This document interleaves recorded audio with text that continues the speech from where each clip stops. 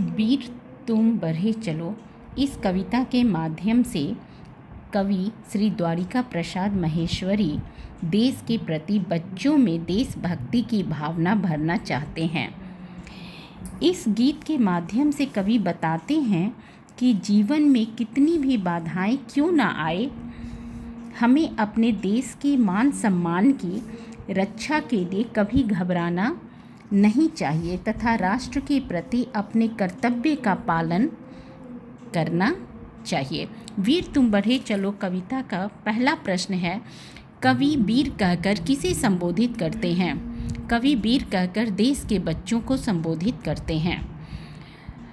दूसरा प्रश्न, कवि कौन सा प्रण करने के लिए कहते हैं?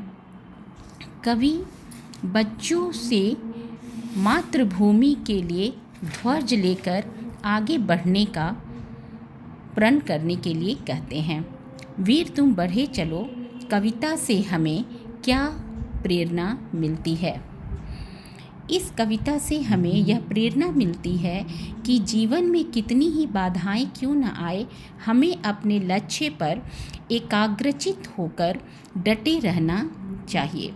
अपने देश के मान सम्मान की रक्षा के लिए सामने आने वाली बाधाओं से घबराना नहीं चाहिए, बल्कि उनका डटकर सामना करते हुए देश के प्रति अपने कर्तव्य का पालन करना चाहिए।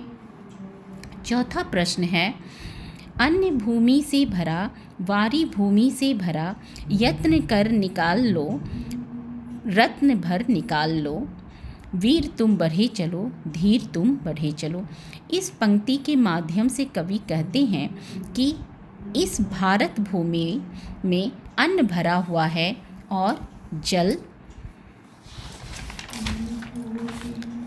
भी भरा हुआ है।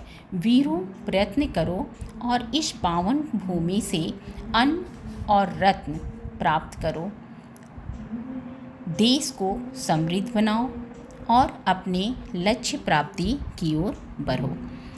पांचवा प्रश्न है, इस कविता के माध्यम से कवि हमें क्या संदेश देना चाहते हैं?